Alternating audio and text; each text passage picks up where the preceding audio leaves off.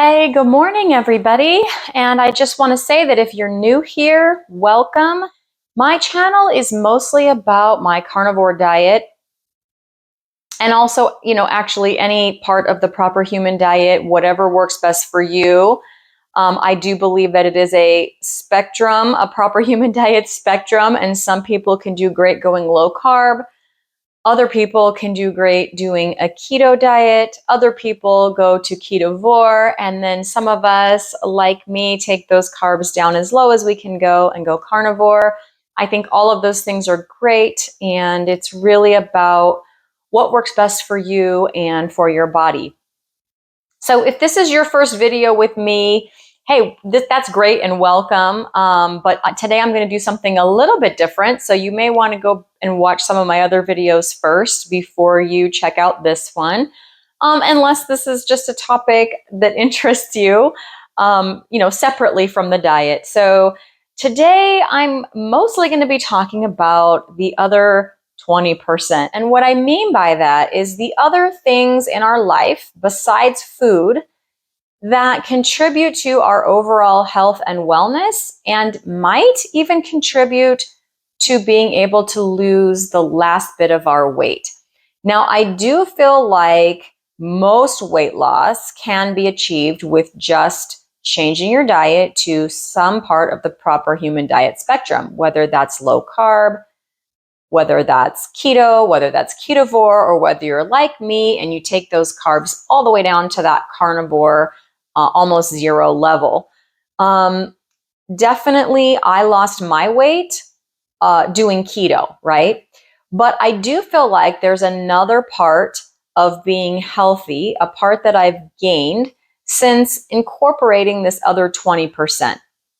So if you've got that last stubborn weight to go, or if you're just not feeling like you're optimized in your health, even though your diet might be on point, then I would like to recommend, thinking about these other things. And what they are is movement, stress, and sleep.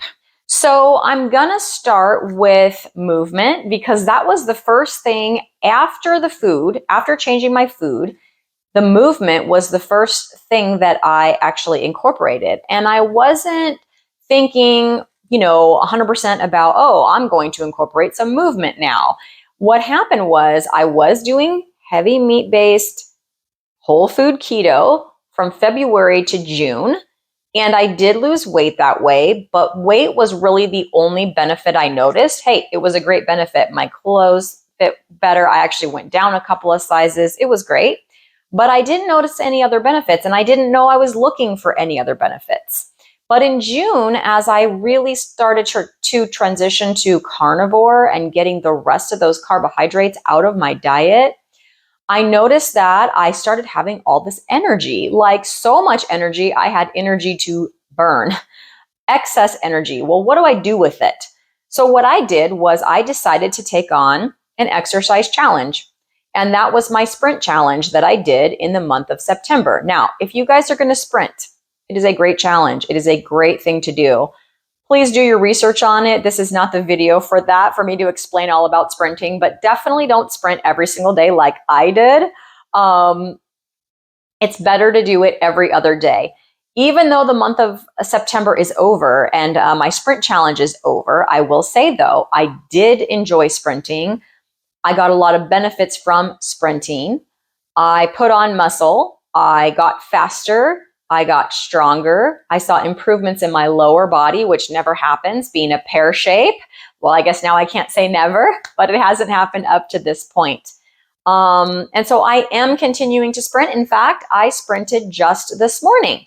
So I went outside this morning, got my 8 sprints in, and I'm currently sprinting every other day. If my muscles get very sore, maybe skip 2 days in between, but generally I'm sprinting every other day. And so my first exercise or movement that I incorporated was this sprint challenge. Now, you might think sprint, like I can't sprint, I can barely stand up. Well, I have a couple things to say about that. So firstly, I am not like the sprinting queen. I am not an athlete. I am not young anymore. I'm middle-aged. And I will say that my sprint is definitely someone else's jog. So I got out there and sprinted. I'm still getting out there and I'm sprinting to the best of my ability. So I'm going as fast as my 47-year-old out of shape body is going to allow me to do. And I'm feeling really good about that. And I know that I'm improving. But if you are not able to sprint, that's fine. Like if your movement is just, I'm going to get up out of this chair and walk around my house, walk to the kitchen and back a few times. If you're watching this video and you could incorporate, hey, I'm just going to stand up and sit down 10 times. Hey, that's 10 squats you just did. Whatever that movement looks like, just start. Hopefully you're going to start having that energy once you do it, and then you start seeing improvements. It's going to motivate you to keep going. That's one of the things that motivated me during my sprint challenge when my muscles were so stinking sore, was the fact that the physical improvements that I was getting. So I will say that if all you can do is walking is excellent. It is moving your body. When I go for walks, it is generally, I'm not pushing my heart rate necessarily. I'm not going for building muscle, but it is a great activity to just kind of clear my mind. I do enjoy it. And then if I want to do any of the fitness with it, I can incorporate some hills, or I can walk a little bit faster. So walking is so versatile. Like, it's great. I would definitely, start with walking if you're able to do that. I feel like if you're not moving at all, like any kind of movement, right, is movement in the right direction. And then if you're already moving, like maybe up it to the next level. The next thing, and so yes, I was sprinting, I am sprinting, but I will tend to kind of be excited about it, and then fall off the wagon and quit. And that's what I've done in the past with movement. So what is keeping me motivated now is these challenges that I'm doing, and the fact that I'm doing them with other people. I'm getting in a group. So like, in September, when I started my sprint challenge, I really felt like I was alone. That's one of the reasons that I documented that every single day, even though those videos haven't gotten a lot of views. Whoever watched it, great. I hope it helped somebody. But the reason I was documenting it was for myself to kind of see, where did I start? Like, day 1, I filmed myself sprinting. Day 30, I filmed myself sprinting. Where did I start? Where did I end? And then my thought process along the way. It kept me motivated, the fact that I was going to have to post it. And even if only one person was watching, if I had to post that I didn't sprint, like, I didn't want to have to make that video. So just doing that and staying accountable, being accountable to others, made me sprint every day, like motivated me to sprint every day. The cool thing was, a couple of weeks into my sprint challenge, I found other people that were also sprinting. And toward the end of the sprint challenge, like, other people in the comments would say stuff like, I started sprinting too. So, I mean, it's just been amazing that just the community that you start to form around you. If you want to join me, like, even if you're not sprinting, maybe you turn my sprinting into walking, but you up your distance every day and make a goal for the end of 30 days. Tell me about it. I want to know. Like, that is super amazing if you're going to do that. For this month, I had a friend of mine toward the end of September. A friend of mine, he wanted to incorporate fitness in his life, and he was kicking around the idea of joining a gym, or, but he was kind of, not real sure. And I said, let's do a challenge together. It doesn't require joining a gym or driving anywhere. We can just agree on what the challenge is going to be and then do it together. So together we came up with the idea for October of doing some squats and some push-ups. So that is my challenge for October. Now, the squats, we're doing the same amount. Like, I'm doing 100, he's doing 100. You guys, if you want to do squats, join in. This is October 7th. We've been going for a week, but join in right now. You don't have to do 100. Like, I have some people that have joined me. They're like, hey, I could only do 10. Then I upped it to 15. That's great. The other thing is, I'm not doing 100 in one go. I can't do 100 in one go. Maybe by October 31st, I will. I don't know. I tried to increase it a little bit more. I think today I did 30 in one go. Then I take a break, and then I do another set and another set until I get to my 100 squats for the day. The other thing is the push-ups. Some people that are kind of it's so cool how many people jumped on the bandwagon this month, like people I would have never expected, people online, even one person in real life that I know is doing this with me. I have some people doing wall push-ups because that's what they can do. I have some people doing modified push-ups like on their knees because that's what they can do. My friend that I'm doing this with me, he can do more push-ups than I can. I think the first day he did 40. Like I can do right now 4. And I'm talking all the way full-blown push-ups on my toes. I can do 4. Then I'm incorporating some modified push-ups after. I started with 10. I did 12. I did, I think, 16. And then I got up to 18. So 4 full push-ups with 18 modified push-ups. Today, I was a little bit more tired. So I was only able to do like 1.5 on my toes. But then I didn't stop. I did 36 modified push-ups after that. And I feel good about that because I didn't give up. And I'm telling you about it for full transparency. But every single day I'm doing squats, those 100 squats and those push-ups. My push-up goal would be to get to 10 full push-ups by the end of October. If I don't make it, I'm not going to cry. I'm not going to pout.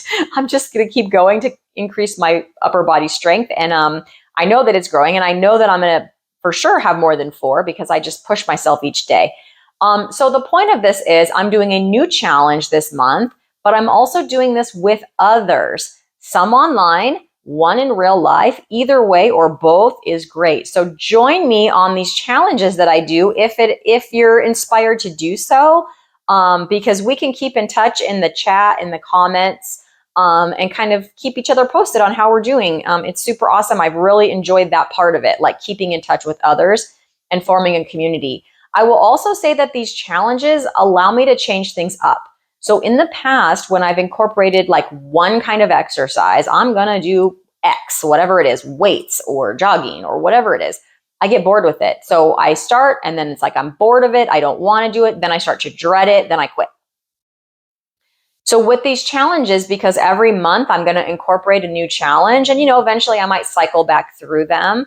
But right now it's like a new challenge every month. That really helps to keep the boredom away. So because it is something different and new, each month it's just, you get excited, right? To do it, to change it up, to see what will happen. For example, another friend, I met so many awesome people doing this, you guys, but another friend, it's Carrie at My Metamorphosis. She and I have decided that in November, which is still 3 weeks away, but in November, we're going to incorporate a hula hoop challenge. How fun is that? Both of us used to hula hoop as kids, and it just seems so fun to like get out there and hula hoop. It makes me smile to think about hula hooping. We didn't just get like regular hula hoops. We got weighted ones. We got 3-pound hoops. I will link that below in the description for sure. If you want to join us, just on Amazon, grab yourself a hoop and join in. What the actual challenge will look like, I'm not sure. If it's just going to be a certain number of minutes each day, if we're going to try to start with minutes and then increase our minutes to do, X number of minutes by the end of the month. I don't know. I don't know what that's going to look like yet, because it's just, it was just our idea that we had. I've bought my hoop. I think it's coming today. So again, link below. If you want to join us, please. It's been so much fun. All the people joining us for push-ups and squats. And if you want to start that now, we're only a weekend. Get started on it. Join us. But it's changing it up like that and doing this with others that helps keep me motivated and not bored, as well as my in-body scale, because I'm able to see like my muscle improvements. And then just looking at myself, like I've got measurements, but then just looking in the mirror, like you could start to see those muscles. It's super cool. Never once have I had that kind of result before where I can see changes in my body. So I'm just really enjoying that. Okay. So movement, just get going. It really helps with a lot of areas, physical and mental. Leading into the next area, which is stress. So I do feel like in our lives, things happen, definitely we're not able to control that, right? We can't control what happens to us. The only thing we can control is our reaction to what happens to us. Now, I will say that the carnivore diet itself has helped me relieve so much of my stress and anxiety level that was just like up here all the time, not like that anymore. So that level has just come down significantly. My baseline level is definitely at a peaceful and happy level. Keto did not do that for me. If keto does that for you, great. I think that keto can do that for many people.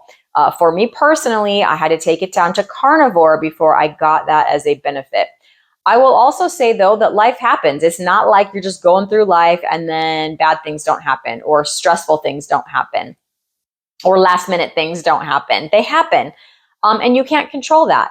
But you can control your own environment and the space where you live. So I will say movement, right? Going for walks, not pushing physically, not speed walking, but just getting outside, fresh air, sun on your skin, walks is one great way that can help relieve stress. Now that the weather is cooling down, I will be getting out there this week because today is still supposed to be in the 90s. But after that, we have a nice week of weather coming up, and I'm looking forward to getting out there and doing some walks.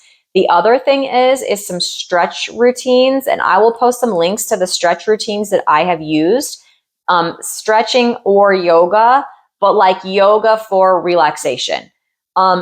I especially enjoy the stretching routines. When I'm stretching, I feel completely relaxed. It stretches out the muscle, improves my flexibility, which is motivating, but it just feels really good when you just get that perfect stretch. And then you're focusing on your different body positions and you're not focusing on the stressful thing that happened. It just kind of helps you just kind of come back, focus, recenter. The other thing with stress is just the environment that you're in. So like a calming site. When I painted my house, when I put things in my office, when I put things in my room, I like to put things in that just give me a calming environment. The color of my walls, this like blue-green color that I have, is so calming. Like I walk into my house and it's just like calming. I love it so much. And even though it's like 3 years old now, I still am enjoying that benefit. So I would recommend that. Music will help a lot. Whatever kind of music relaxes you is great. I've been doing that a lot more, although I still like to listen to all my low carb, doctors and podcasts and other influencers in the space.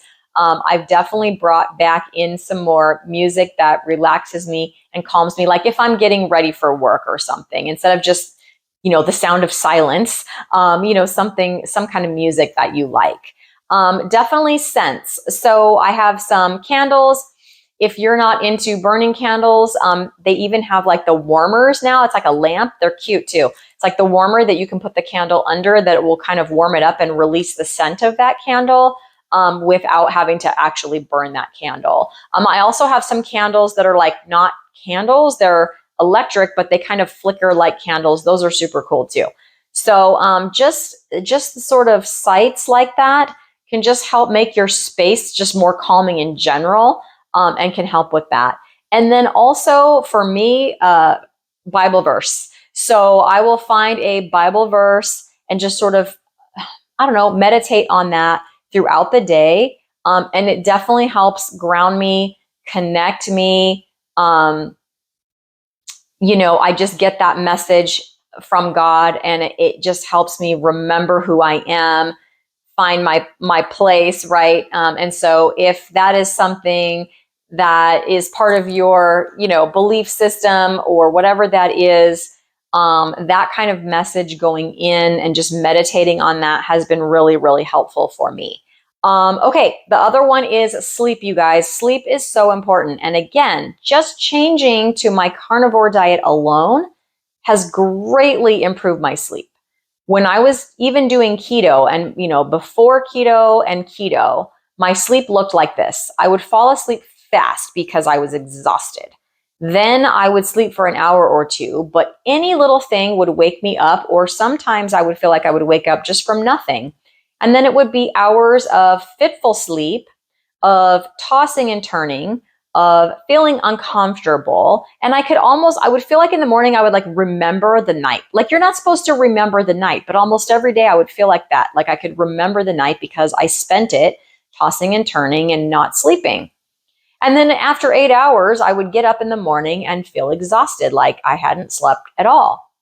On carnivore, I go to bed early. I'm still early to bed. And then I fall asleep hard, and then I stay asleep. So I sleep for maybe 6 hours. You guys, last night I slept 7. I must have needed it. I woke up after 7 hours and it was like, I guess I needed that extra hour. But generally speaking, I sleep for 6 hours and then I feel great. I feel ready to tackle the day. I don't remember the night. And I'm not tired all day. I'm not feeling like I need a nap all day. And my sleep is generally so much better. Now, some people are eating carnivore, and I've had comments like, they're like, sleep? What sleep, right? Like, their sleep has not been improved. So I have some tips. Most of these I've done, incorporated into my life. One I have not, due to budget, but I'm working on it. I hope you guys can help me with that, with some recommendations on that. But I'll talk about firstly the blue light. So when you're on screens, whether it's your phone, your TV, your computer, all of those things are putting out blue light, and that is telling you that it is daytime, that it is time to be awake. And if you are doing those screens all the way up till the moment you try to go to sleep, your brain is going to have a very hard time shutting off. They have blue light blocker glasses that you can do. Also, if you're on your phone, there's a setting too that can take out all that blue light for you. And I would recommend that if, on your phone, and I think some laptops too, just to like reduce that blue light.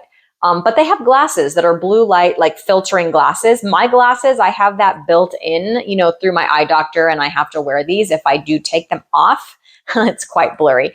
So I already have that built in. So sorry, I don't have any recommendation on the blue blocker glasses, but I know you can find them on Amazon. It's just because I don't use them. I don't have any to recommend to you, but check into that and just wear those a couple hours before bed if you're doing screens.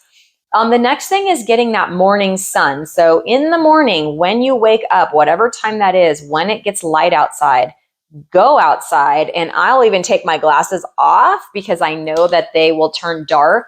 Like I have the transitions, that automatically turn dark. And I want the full spectrum of all the sun right in my eyeballs.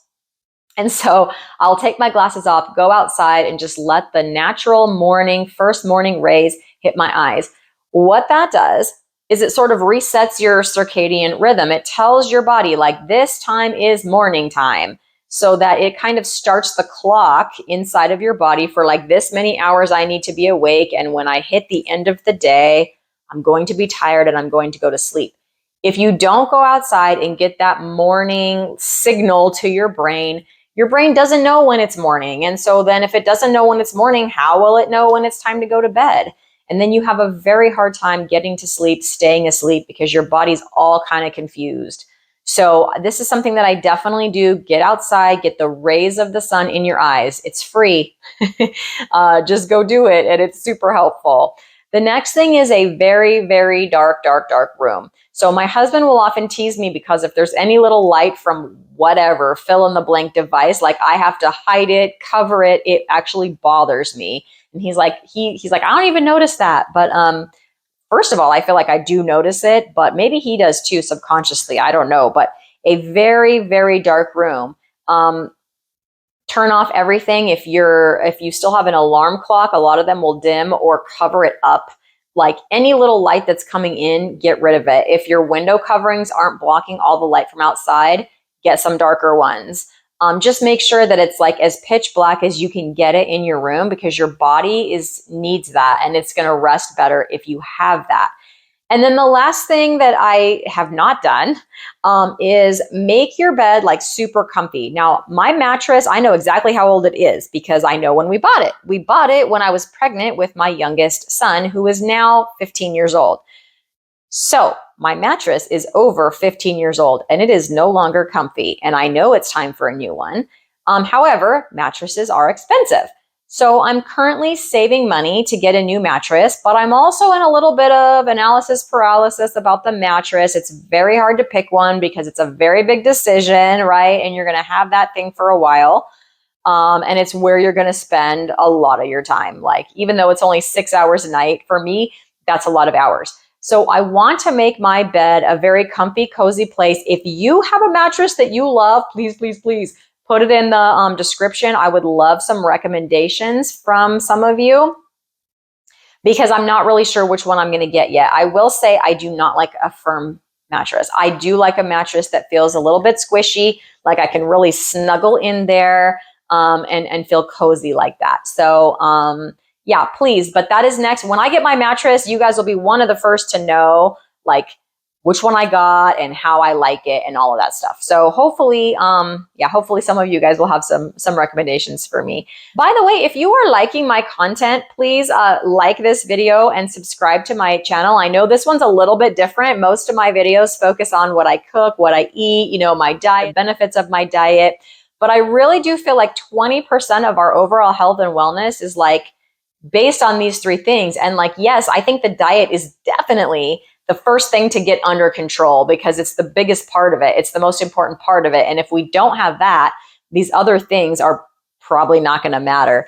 But once our diet is dialed in, I feel like these three things are really the next step. And then there's one final thing I wanted to talk about because I don't really know where it fits in, but it's electrolytes, you guys. When I first started, I didn't do electrolytes, but I started getting some like headaches and some muscle cramps at night. Like I'd move my leg, my whole calf would cramp up. So I did start doing electrolytes, and that did take away the headaches and the muscle cramps. And it even gave me a boost of energy, which was awesome. But then what I noticed was if I do too many electrolytes, I will start to retain that water again. I haven't heard a lot of people talk about that. So I've heard just like a couple people. My mom talks about that. She's like, oh, when I do these, I notice my ankles swell a little bit, like not bad, but they swell a little bit.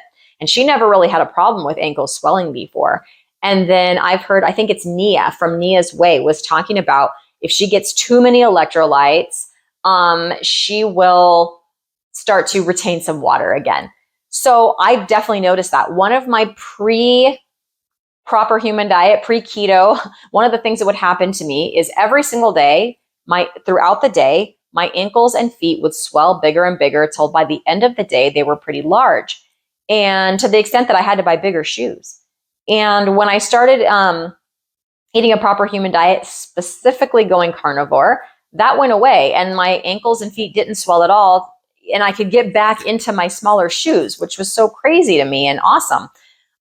But when I started incorporating the electrolytes, I have to be very careful. I noticed that if I go over my amount, some of that, not huge, not as big as they would, but some of that swelling will come back in my ankles, especially toward the end of the day. So just keeping those electrolytes balanced is really key, I think, in keeping your thirst at the right levels, and then keeping your, you don't want to go retaining that water again. And so that's just something that I'm currently working on. I thought I'd kind of throw that in there at the end. So you guys, if you have stories to share, if you're starting any of my challenges, if you, have same or different experiences from me in this area, put it below in the comments. That's my favorite part about this is seeing what you guys are experiencing and then interacting with you guys in community. Again, like, subscribe if you're liking this content. And let's just go meet some wellness, one stretch routine at a time. Have a great day, everybody.